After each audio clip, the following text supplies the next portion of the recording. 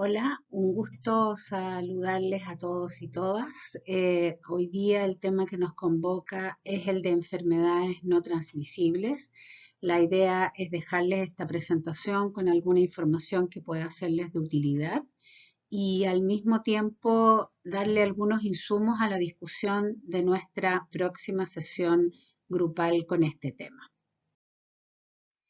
Partiendo por algunas definiciones que quizás les sean obvias, pero para que nos pongamos de acuerdo en qué estamos hablando, hablamos de enfermedades no transmisibles, aquellas que incluyen el cáncer, la diabetes, las enfermedades cardiovasculares como el infarto agudo del miocardio, el ataque cerebrovascular, la hipertensión, algunas respiratorias crónicas y también los problemas de salud mental crónicos. Algunos han discutido si estas enfermedades deberían llamarse también transmisibles.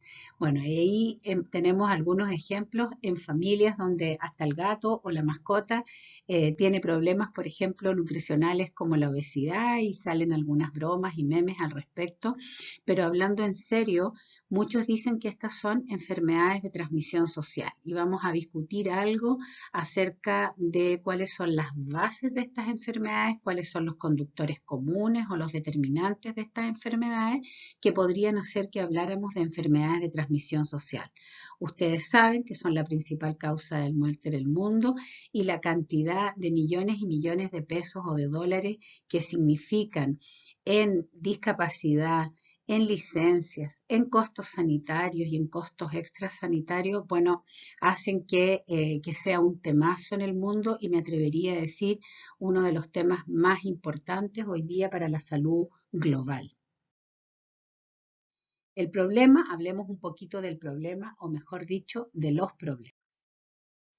Hay una serie de aplicaciones en la internet que ustedes pueden encontrar si quieren comprender este problema a nivel mundial. Ahí hay un mapa y un link del World Obesity donde hay información relativamente actualizada de los países. Más o menos una vez al año se pone al día esta información, pero va con un año de desfase.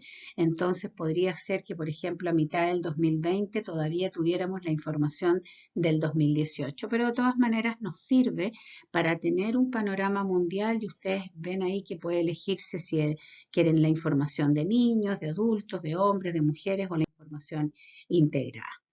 Bueno, esta que es una de las últimas publicaciones que hizo la OECD comparando la obesidad en el mundo. Ustedes ven que Chile está muy cerca de Estados Unidos y esos son datos con la Encuesta Nacional de Salud 2013, pero si uno mirara con la Encuesta Nacional de Salud 2017, estamos todavía más cerca de Estados Unidos. Cuando uno mira entonces en el contexto mundial cómo va la evolución de la obesidad, también podemos ver que Chile va ahí colgándose de México en Latinoamérica y comprender que un problema en el cual deberíamos haber avanzado en soluciones, no hemos logrado encontrar estas soluciones. Bueno, en términos de muerte y en términos de consecuencias, ustedes ahí pueden ver esas cifras que son del orden de los millones en todo el mundo, pero Noramérica es quien las lidera y en términos de Suramérica es Chile el que está, como ya les decía, en los primeros lugares. Si uno lo mira en un concepto un poquito mayor con los factores de riesgo asociados a las enfermedades no transmisibles, les va a ser muy cercano los conceptos de el tabaco, el sobrepeso, la inactividad física, el uso riesgoso de alcohol, los índices elevados de glucosa, que no es solo diabetes, también la intolerancia a la glucosa, la resistencia a la insulina, los índices elevados de presión arterial y el consumo de sal. Esos factores son los factores que están detrás de todas estas enfermedades y por lo tanto nos vamos acercando ya a cuáles son las causas y las causas de las causas, que es hacia donde los quiero llevar. Chile tiene muy buenas cifras y podemos encontrar anualmente la publicación de la vigilancia alimentario-nutricional de nuestro país y ahí ustedes pueden observar que la prevalencia de obesidad en menores de 6 años, aunque ha tenido una pequeña tendencia al aplanamiento en los últimos años, todavía son cifras que asustan pensando que son niños muy pequeñitos y que tienen casi un 12% de obesidad y si uno sumara el sobrepeso están cerca del 30%. Pero aquí ya empezamos a tener un poco más de información respecto a la distribución diferencial de este problema en el país. Y entonces ven cómo se concentra hacia la zona más austral el problema de la obesidad infantil y también la de la obesidad de adultos. Y eso nos empieza a hablar entonces un poco más allá que de los individuos, nos empieza a hablar de los entornos que rodean a los individuos. Y este problema es un problema que trasciende a los niños y que también alcanza a las gestantes, lo cual no es menor porque el ambiente intrauterino también marca una huella metabólica en ese feto y futuro niño o niña para que durante su vida arrastre esta huella metabólica. Así que cuando uno escucha por ahí que las mamás tenemos la culpa de todo, parece que es un poco verdad, lo siento. Cuando miramos la situación en adultos el problema es de marca mayor, sobre el 70% de la población en Chile tiene algún grado de exceso de peso y estas cifras comparadas con años previos han ido también empeorando. Y otra mirada diferencial, así como decíamos que en términos geográficos no estamos homogéneamente distribuidas con este problema, tampoco en términos de nivel educacional. Y ahí ustedes pueden ver cómo en los niveles educacionales menores de 8 años hay casi el doble de prevalencia de obesidad que en los de más de 12 años. Es decir, el nivel educacional como un proxy del nivel socioeconómico es muy marcado como factor que incide en la obesidad. La mayor parte de los resultados que les estoy mostrando tienen que ver con eso, pero entendiendo que la obesidad es uno de los factores de riesgo más importantes para todas las enfermedades no transmisibles. Cuando uno lo mira en términos de tabaco, bueno, a pesar de todas las medidas que se han hecho en Chile y siendo positivos y contándoles que en la última encuesta nacional de salud hubo una pequeña tendencia a disminuir la prevalencia de tabaquismo, aún tampoco hemos logrado superar completamente este problema. Ahí está también la diferencia por nivel socioeconómico, que aquí es inversa. ¿Por qué? Porque el tabaco tiene impuestos y entonces el tabaco es más caro. Y eso es una mirada de incidencia inversa en términos de número de años de estudio. Pero también podemos ver, si comparamos la encuesta anterior con la última encuesta, que ha habido una pequeña tendencia a disminuir el tabaquismo y esto probablemente debido a una serie de políticas públicas que podemos discutir en la sesión y que son políticas más bien legislativas y regulatorias. En términos de alcohol, también la llevamos a nivel mundial, lamentablemente, no solo en términos de consumo riesgoso, sino que también de consumo de productos con alta concentración de alcohol. En términos de sedentarismo en Chile, como que todos menos uno somos sedentarios y eso con la pandemia seguramente ha empeorado aún más y este también es un factor de riesgo para una serie de enfermedades no transmisibles y que deberíamos abordar. Y este dato también tiene una curva diferencial en términos de años de estudio. Las personas con más años de estudio tienen menos sedentarismo. Vayan pensando ustedes por qué. ¿Será porque saben que la actividad física es buena o será porque tienen un entorno que favorece la actividad física de distintas maneras? Espacios más seguros, espacios más bonitos, espacios más verdes, espacios en sí mismos, etcétera.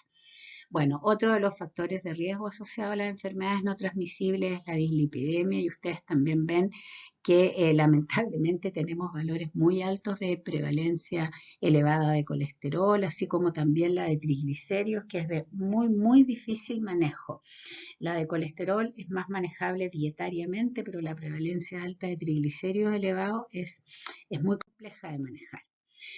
Sospecha de hipertensión arterial, casi un 30% de la población tiene sospecha de hipertensión tensión arterial y también una vez más diferenciado por nivel educacional, que como ya les decía es un buen proxy del nivel socioeconómico. Así también la diabetes, un 12%, y si uno pensara en ser más exigente en intolerancia a hidratos de carbono o resistencia a la insulina, estos valores serían mucho mayores.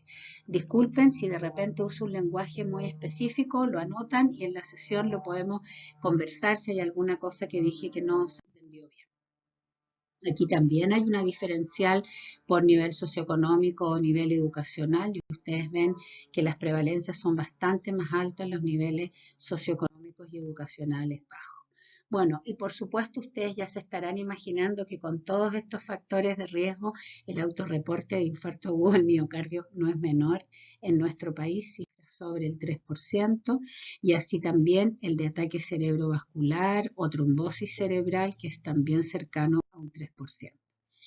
Pero antes que esas dos consecuencias tenemos la del síndrome metabólico. Fíjense ustedes que un 40% de la población mayor de 15 años tiene síndrome metabólico. Eso quiere decir que está al borde del infarto o del ataque cerebrovascular. Y esto es una cifra que nos debería asustar mucho y nos debería obligar a actuar muy fuertemente. Bueno, y ahí lo mismo en términos del alto riesgo cardiovascular. Fíjense en esta otra manera de mirarlo. Una de cada 11 muertes en Chile es atribuible solo al sobrepeso y a la obesidad. No estamos hablando de las enfermedades asociadas. Eso quiere decir que mientras grabo esta sesión, 1,5 personas obesas van a morir y que cuando tengamos nuestra sesión va a ser otras 1,5 personas. Entonces, bueno, esto es solamente para ilustrar el grave problema que esto significa. Y ahí, mirado desde la carga de años de vida saludable perdidos atribuibles por factor de riesgo, el alcohol la lleva. Podemos conversar de eso en la sesión presencial, pero en segundo lugar tenemos al sobrepeso, la obesidad y a muchas de las consecuencias del sobrepeso y la obesidad. Bueno, y otro problema que van a tener una sesión exclusiva para esto, así que no voy a profundizar mucho, pero la encuesta nacional de salud ya nos muestra que el problema de salud mental antes de la pandemia era severo. Sin duda que después de la pandemia estos datos han empeorado mucho, atribuible, entre otras cosas, no solo al confinamiento, sino que a la agresión en el trato intrafamiliar y bueno, de repente más avanzado que eso. En Chile la ideación suicida tiene unos valores que nos asustan, ¿cierto? Sobre el 2% ha tenido ideación suicida. Y planificación suicida, que es un paso más allá, es 1,5%. Y eso es la gente que lo confiesa, que probablemente puede haber más gente que de alguna manera no lo está confesando. Intento suicida, que ya es tomar acciones concretas para ir más allá, casi un 1%. Volvamos entonces a algunos otros de los factores que influyen en la incidencia de estas enfermedades no transmisibles y que están relacionados, vinculados fuertemente con la dieta. ¿Y por qué le pongo tanto énfasis a la dieta? Porque son factores modificables. Estos son factores que si hacemos la política pública como debemos hacerla, probablemente se podrían mejorar. Por ejemplo, en términos de la recomendación de consumo de agua, ni un 30% de la población consume el agua que hay que consumir, entendiendo que un porcentaje mucho mayor que ese tiene acceso a agua potable. En términos de consumo de pescado y marisco, no llegamos ni a un 10% de la población que cumple con la recomendación. Ahora, aquí hay que decir que hay otros factores que están influyendo, como por ejemplo en la disponibilidad y el acceso. Me refiero principalmente al precio.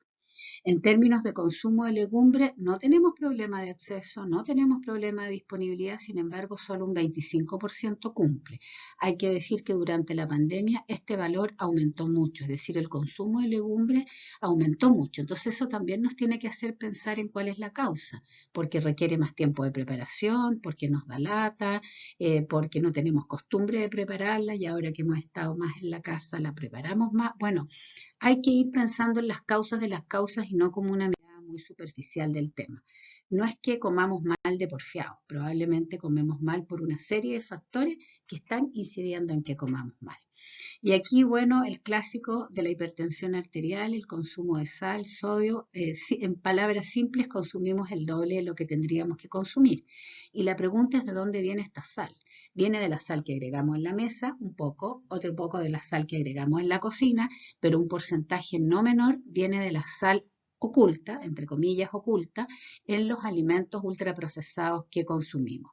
Y digo entre comillas porque hoy en día con el nuevo etiquetado nutricional probablemente ya no es tan oculta y los alimentos que tienen alto contenido de sal dicen alto en sal o sodio. En el país, un 98% de la población consume más de lo que tiene que consumir. Y vámonos de nuevo a los menos, frutas y verduras, solo un 15% de la población consume la recomendación, siendo este un factor protector súper potente. Y cuando uno mira las diferencias por nivel socioeconómico, claramente las personas de menor nivel socioeconómico, menor nivel educacional, consumen menos. De nuevo preguntarnos cómo está el acceso, cómo está la disponibilidad, cómo están los entornos alimentarios, cuáles factores culturales son los que están incidiendo. Y hay un resumen en términos de alimentación, 95% de la población requiere cambios en la dieta. Y vamos viendo un poco cómo nos hemos ido comportando, cómo ha ido cambiando nuestro sistema y nuestros hábitos alimentarios. Ahí ustedes ven cómo comprábamos en el año 1987 y cómo compramos en el año 2007 en términos del cambio que hicimos de procesados por no procesados. Y ustedes pueden ver cómo aumentamos el nivel de consumo de los alimentos procesados. Y estoy segura que si repitiéramos esto con las últimas encuestas de presupuesto familiar, el alto consumo de alimentos procesados ha ido aumentando. Bueno, y estudios más recientes que publicó la OPS de América Latina, pero entre ellos Chile, muestran cómo en toda América Latina ha ido aumentando fuertemente el consumo de estos alimentos que llamamos ultraprocesados, que son altos en calorías, grasas saturadas, azúcares, sodio, los que llamamos estos nutrientes críticos que son dañinos para la salud. Ahí está Chile, que de nuevo el top 10 en América Latina respecto al consumo de este tipo de alimentos procesados. Bueno, pero esto no es solo un problema de salud. Cuando uno mira los costos de la obesidad en Chile y los costos de las enfermedades no transmisibles en Chile, piensen en todo lo que podríamos invertir en una serie de proyectos para convertir nuestros entornos en entornos más saludables, si estos en miles de millones los convirtiéramos entonces en política pública y los ahorráramos en obesidad. Eso es lo que le cuesta al país la obesidad hoy día y esto está calculado en términos de costos directos, es decir, costos de salud y costos indirectos, es decir, por ejemplo, ausentismo laboral, falta de eficiencia laboral, licencias médicas, etc. Y estos costos están subestimados porque la información que se tuvo para este estudio no fue completa. Yo diría que es por lo menos un 30% más que esto, si no más. Entonces, miradas así las enfermedades no transmisibles, ¿cuál debería ser el enfoque desde la salud pública para abordarlo? Y esto creo que va a ser tema de nuestra discusión, pero solo contarles que el sistema es complejo.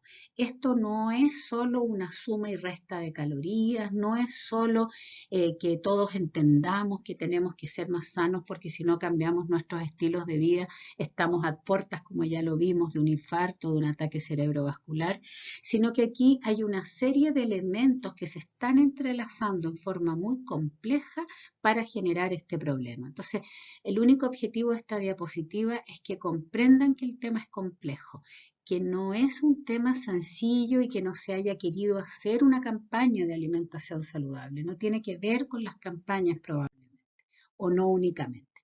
Entonces, cuando vamos a mirar la conducta, cómo nos comportamos, por ejemplo, en términos de conducta alimentaria, pero también es válido para el tabaquismo, para el alcoholismo, ustedes ven que hay algunos factores de nivel individual que tienen que ver con los psicosociales o los biológicos, hay otros que tienen que ver con el nivel más interpersonal, las redes de pares, qué es lo que nos pone en sociedad, qué es lo que nos hace ser, entre comillas, válidos socialmente, ¿no es cierto? Los niños no quieren ser el que está allá aislado comiendo huevitos mientras todos los demás comen papas fritas. A nivel comunitario, ¿cómo está la oferta de alimentos? Tenemos ferias libres, ¿cómo está la disponibilidad? ¿Cómo está el acceso a bienes y servicios? Y a nivel social, muy importantemente el marketing, yo lo tengo ahí marcado con rojo, el marketing mueve montañas, hace que cambiemos los colores con los que nos vestimos, hace que cambiemos el corte de pelo, hace que nos pintemos de otra manera, hace que actuemos de otra manera, incluso hasta nos cambia el lenguaje. El marketing tiene un poder tremendo. Entonces, hay que tener en consideración todos estos factores cuando estamos hablando de conducta y en especial de conducta alimentaria. Si nosotros no los tenemos en cuenta, probablemente nos vayamos a tomar decisiones programáticas o de política pública que no van a tener los resultados esperados. Y uno dice, hemos hecho tanto esfuerzo y todavía no conseguimos avanzar o avanzamos tan lento. Bueno, entonces hay que dar esta mirada un poquito más compleja desde los determinantes sociales, que son todas aquellas condiciones socioeconómicas, culturales, ambientales y globales, como lo veíamos el otro día, y que inciden en la conducta de las personas.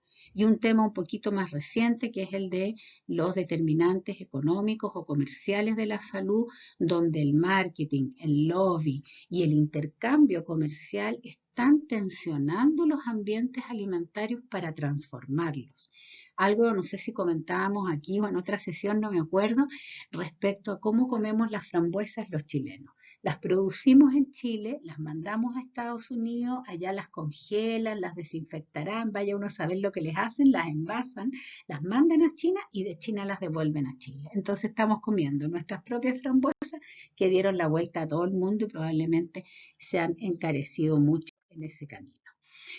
Entonces, algunos autores han propuesto recientemente este concepto de entornos alimentarios o entornos comunitarios, porque perdón que los ejemplos por deformación personal los llevo mucho al tema de alimentación, pero van más allá que eso.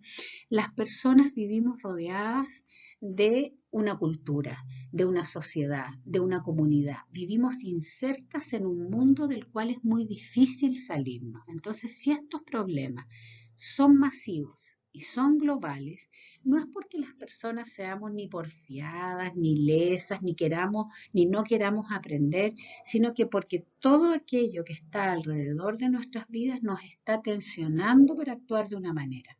Si tenemos 8 horas de trabajo, más al menos 2 horas y a veces 3 horas de traslado, ustedes ven que ya se nos acabó el día pensando en que tenemos que dormir unas cuantas horas, de repente hacer el aseo, ayudar en las tareas del hogar y además cocinar y además comer sano y además se me olvidó hacer actividad física, no hay suficientes horas en el día para sobrevivir.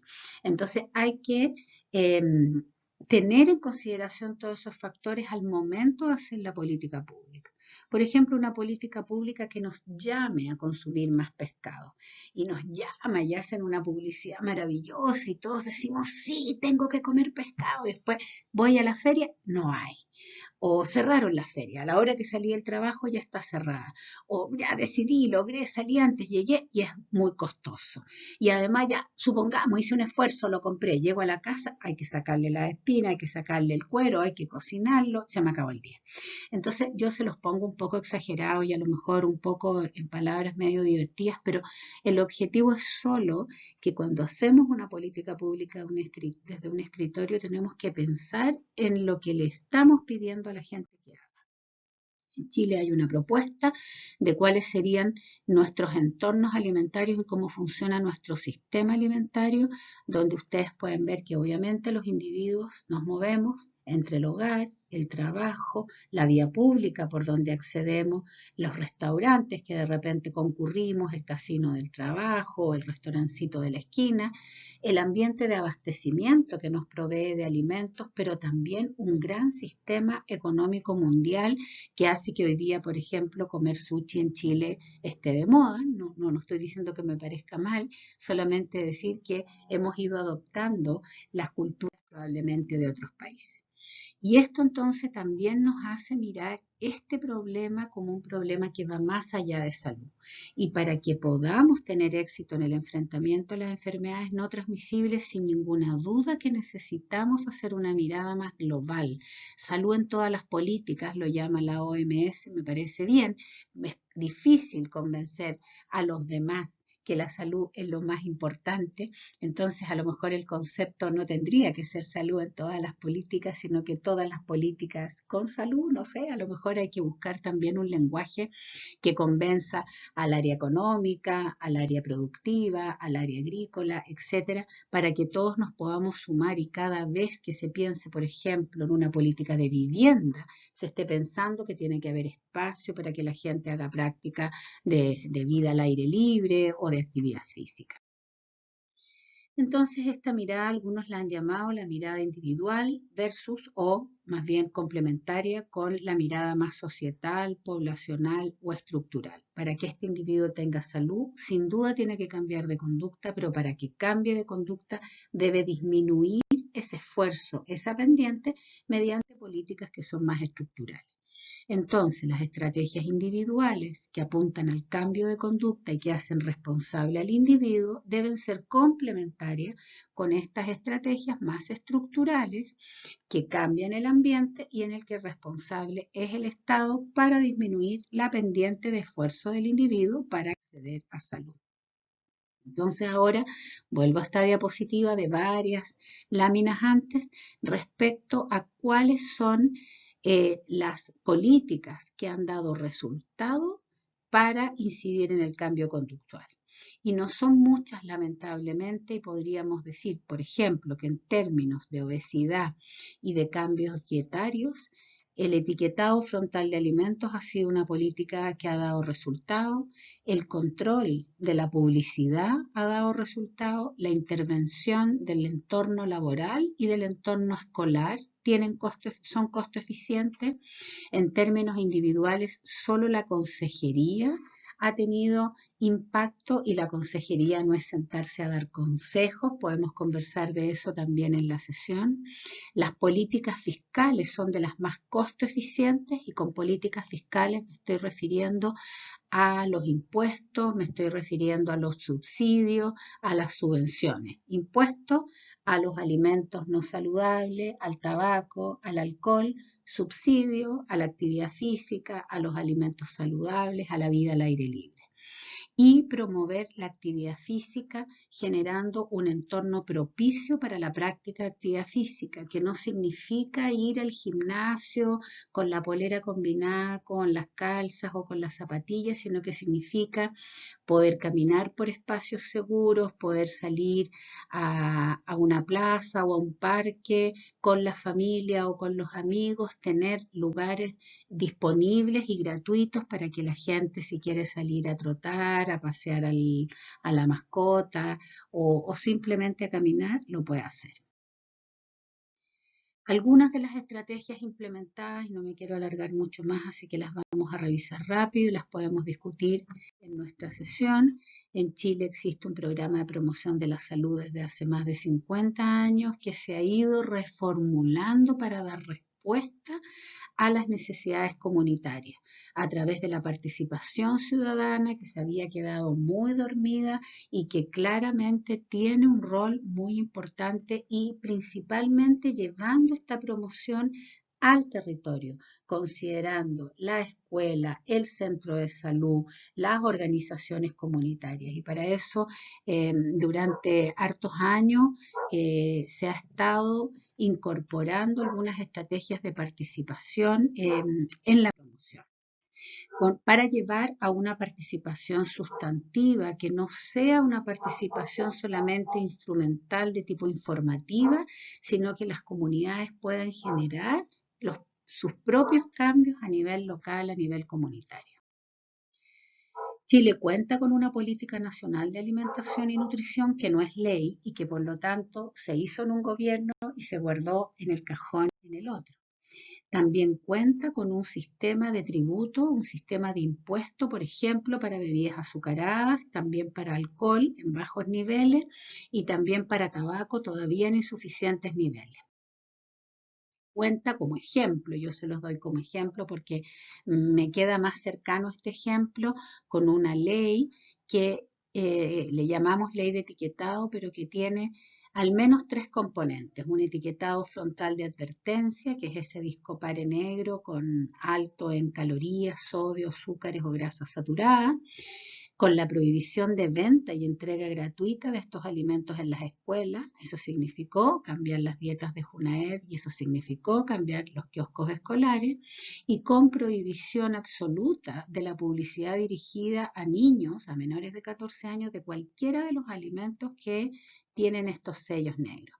Eso cambió el entorno alimentario en Chile. No sé si ustedes se habrán dado cuenta, pero cuando uno iba antes al supermercado y veía cajas y cajas de alimentos llenos de monitos animados, de dibujos atractivos, de colores atractivos, que además eran alimentos que son poco saludables, versus hoy día, que existen esos mismos alimentos, pero ya sin estos elementos atractivos y además con estos sellos negros. La pregunta es si esto va a cambiar la conducta. Bueno, hay que esperar un par de años para saber eso, pero lo que sí sabemos es que ya la gente entiende este sello, rápidamente lo entendió, y como la mitad de las personas usan este sello para decidir su compra. Ahí hay algunos ejemplos de los grandes cambios a los que me refiero. Probablemente uno se va olvidando y los más jóvenes ni siquiera se acuerdan que antes existía este tipo de publicidad, que es una publicidad muy atractiva, especialmente para los. No puedo dejar de hablar de este concepto, que es el concepto de sindemia global, que reúne una serie de condiciones que son de alta prevalencia en el mundo y que comparten conductores comunes: la obesidad, la desnutrición, el cambio climático, las enfermedades no transmisibles y ahora se suma la pandemia por COVID-19. ¿Y a qué me refiero con sindemia? A dos cosas. Una, como ya les decía, los determinantes son comunes, los determinantes sociales, las condiciones laborales, los determinantes de nivel educacional, los determinantes de género, los determinantes culturales, pero además son condiciones que se potencian entre sí. Ya sabemos que la gente hipertensa muere más por coronavirus que la gente no hipertensa, que los obesos tienen más riesgo, que los desnutridos tienen más riesgo. Es decir, son condiciones que se superponen y se potencian por un lado y por otro lado tienen conductores comunes. Y ustedes, expertos en salud pública, van a poder entender rápidamente que eso significa que las políticas públicas los pueden abordar a todos al mismo tiempo. Un ejemplo: si mejoramos las condiciones de vivienda, eso disminuye el contagio por coronavirus. Si disminuimos el hacinamiento, si mejoramos las condiciones de vivienda y infraestructura, eso disminuye la obesidad porque esas personas tienen más espacio para la práctica de actividad física, por ejemplo.